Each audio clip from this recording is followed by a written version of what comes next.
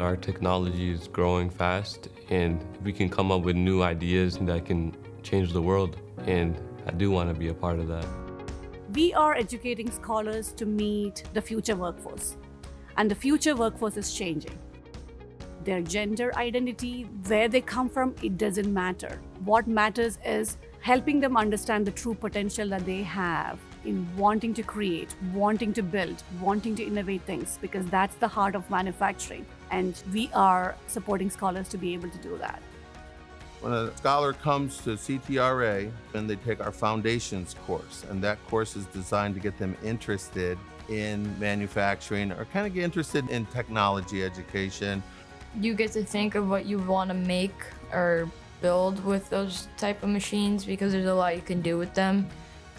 Now you get to experience it. You learn how to do it yourself. I'm just trying to get the young people to experience the opportunities because they're not sure what's out there. They can go into the workforce after graduation. They can go finish their certifications.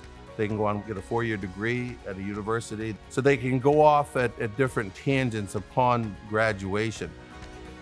No matter what they want to pursue, technology is going to be part of their lives. So there's a lot of opportunities for them to kind of use the skills that they're learning here.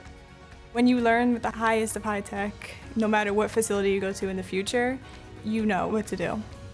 So that's this building is all about. The latest phase of technology, manufacturing, computer science, robotics, you name it, we have it here.